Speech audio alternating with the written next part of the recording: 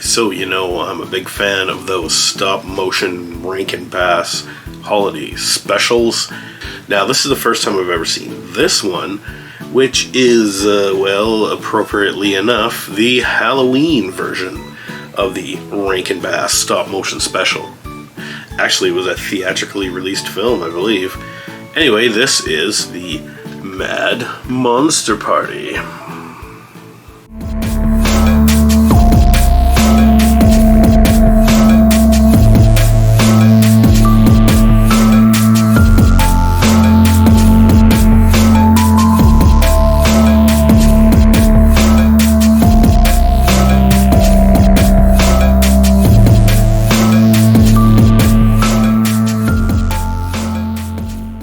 Yeah, Mad Monster Party came out in 1967. It is a stop-motion animagic Rankin Bass spectacular. So unlike Rudolph the Red-Nosed Reindeer, this wasn't just on TV. This was an actual theatrical release. It's a little bit more in the way of production values on this one, too. Now, of course, being Halloween-themed monsters, the universal classic monsters, but it's kind of like a parody of that. You get like your goofy, cartoony stop motion versions of like Dracula, Frankenstein's monster, the Bride of Frankenstein, Creature from the Black Lagoon, Dr. Jekyll and Mr. Hyde. You even get Kong in there, but he's not mentioned by name. I mean, I imagine there was some copyright issues to have to deal with here. Oh, the Mummy. Yeah, don't forget the Mummy. Barely in this, but he gets a song. Yeah, there's music in it. The opening credits music actually sounds like a James Bond theme song, and there's parts of this plot that are kind of capitalizing on the popularity of like James Bond and spy movies and that sort of thing. The movie stars the voice talents of Boris Karloff, who had previously recorded the voice for the Grinch for the animated How the Grinch Stole Christmas a little while previous to this. He plays Dr. Frankenstein, Baron von Frankenstein in this. He is like the head of this, the World Monster Organization or whatever, and all the scary monsters, all the classic monsters, he invites them all to his mansion on his island to basically show them this new secret that he's discovered, which is, of course he can create life, but now he's found the ultimate way to destroy life. So he has this like disintegration formula or something, and he wants to show it off to all these monsters, all these other like villains, and he is also planning to retire as the head of the World Monster Organization. Another celebrity name you might recognize is Phyllis Diller. Now Phyllis Diller plays like the Bride of Frankenstein, i.e. the monster's mate is how she's credited here. Phyllis Diller was one of the first like big female comedians in terms of like stand-up comedians. She had a lot of comedic roles. She'd done lots of voice work as well. She was everywhere in the 60s and the 70s. Yeah, Phyllis Diller. And she actually gets a song in here. She's Frankenstein's bride, and she's like singing a song about how she loves him, and just because he's so different than other guys, and it goes on for like 3 minutes, and it's not that great a song. It is what it is. This is 1967, dude. And then as a third voice actor is a guy that does like all the heavy lifting in terms of the voice work in here, a guy named Alan Swift, and he voiced absolutely every other character except for those two that I've already mentioned. His main role in here is, the nephew of Baron von Frankenstein, who gets a letter to show up to this gathering of monsters, the Mad Monster Party. He's his like long-lost nephew or something. His name is Felix Flanken, and he's like this nerdy guy that works at the pharmacy, and he's got all these kinds of allergies. He's just a geek and just this timid little guy, but he gets invited to the island as well because Baron von Frankenstein's actually thinking of handing over to the entire operation to Felix. Also, there is one other voice actor in here, a very prominent character. Well, the actress's name is Gail Garnett, and I didn't do a lot of research, so I don't really know what she was famous for back in the day. but she plays Francesca, who kind of in this movie, she's kind of a villain, and she plots with like Dracula to kind of inherit Baron von Frankenstein's secrets and his fortune, I suppose, and his spot as the leader of the World Monster Organization, or whatever it's called. And she's like this buxom redhead, you know, it's basically looks like Anne Margaret in the 60s, and she's pretty hyper-sexualized in this, but she's the Baron's secretary, and she doesn't want to see the Baron give away his position to like this idiot nephew or whatever that comes to town, and so she plots with Dracula to like kill him, I guess, or to remove him from the picture. But Dracula's like this bumbling like womanizer kind of thing, and he's an idiot and he screws stuff up. Boris Karloff actually gets a song in here. He doesn't sing it, but he pretty much talks his way through this song. It's called Stay One Step Ahead, I think. And he's trying to tell Felix, like, you know, how great it is to be this, like, evil mad scientist, and you got to be at the top of your game, and, you know, see the big picture, and just be the best that you can be. And it's a really dumb song, and it's really out of place, but it has, like, lots of cool, like, little stop-motion puppets and stuff in there. The stop-motion itself, this is, like, I think, far superior to Rudolph the Red-Nosed Reindeer, which was only like 3 years before that. I can see like a real improvement in the technology and the craft, I suppose. And I've always loved stop motion because of that.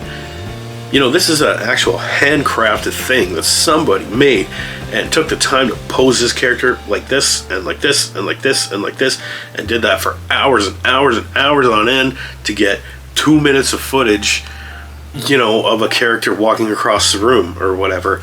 But it's done so well here. I mean, obviously it's not perfect. I mean, but that's the beauty of it. It's like you can see the imperfections and you realize that this is done by hand, man. Like, this isn't CGI or AI where you can just like say, hey, make me a movie starring all the Universal monsters, and even write me a song too. No, this is like somebody's creative vision. Yeah, it's stupid. It's a parody. It's a comedy. It's for kids. But it's an actual like spectacle. So yeah, the animation is great. There's a lot of cheesy stuff in here. A lot of cheesy jokes. Like you get Dr. Jekyll and Mr. Hyde is in there, and there's jokes about him swapping personalities and drinking his formula. Weird little stupid one-off jokes, and but the character really has nothing to do with the story at all. The Mummy does absolutely nothing. The creature from the Black Lagoon, I think he has about 5 seconds of screen time, except for standing in a crowd. Frankenstein's monster doesn't say anything. He's just the henpecked husband, the husband of the bride of the monster, played by Phyllis Diller, who does all the talking. The Hunchback of Notre Dame even shows up here. Again, for like 5 seconds, but he's voiced by that same guy that does like all the voices, all the monster voices.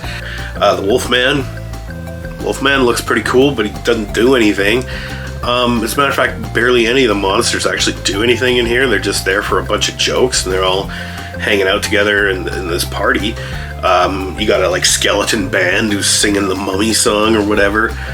Turns out that Francesca, in her scheming, you know, she had summoned the monster, It. Now, It turns out to be a giant ape, and it's like King Kong, right? So he comes to the island, and he gets there at the end of the movie. But between the time when she summons him and the end of the movie, she has a change of heart, and she decides that, you know, I don't want to destroy Felix anymore, and maybe he does deserve to, you know, inherit this fortune. He seems so resourceful and nice and pure and blah blah blah. And so she like falls in love with him, and then they try and escape from all the other monsters, and I guess get off the island. At the end of the movie, the giant ape shows up, and he kidnaps or captures like all the monsters. He's got them all in one hand, and then he's got Francesca in the other hand.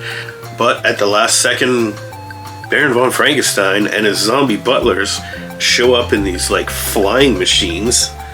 They take out like King Kong, It, at the end of the movie with the Baron's like ultimate destructo formula or whatever. Felix manages to rescue Francesca. They get away in a rowboat. But basically the whole island blows up and everybody dies. Except for those two characters. At least I think they're dead. Or it's like this big mushroom cloud goes up and yeah, everybody's dead. But then in the rowboat, as they're getting away, Francesca reveals a secret that she's actually not even a real woman. She's a fembot. She's a robot created by Dr. Frankenstein. And then Felix also reveals, or at least is hinted at, that, well, he's actually not human either, because he like glitches out and repeats himself and stutters like a robot would, I guess, and Baron von Frankenstein blows himself and all the monsters up.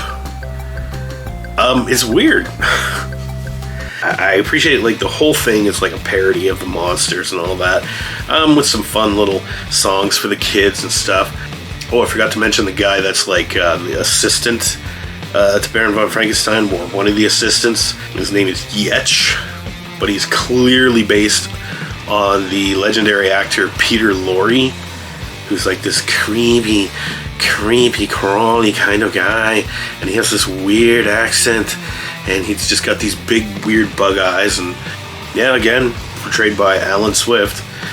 And then not only that, there's also this crazy like chef guy, this Italian guy that runs the kitchen, and he's cooking with a bunch of zombies and stuff, and he's making this weird shit, and he almost gets a song, but really it's just him talking about these recipes and stuff, and it's just goofy gags. It's like the guy gets like 5 minutes and he's the frickin' chef, but the mummy is on screen for 10 seconds.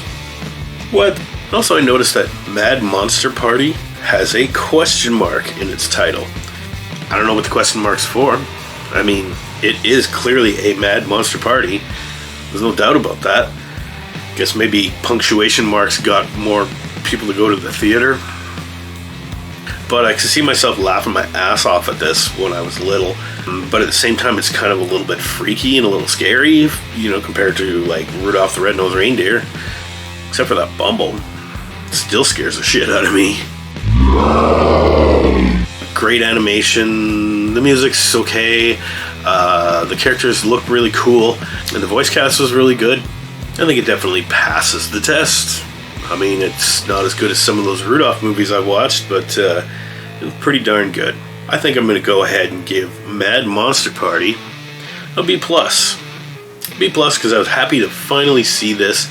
It was bizarre and different from what I thought it was actually going to be, but it also brought all that stuff that I was hoping for and all that stuff I was expecting.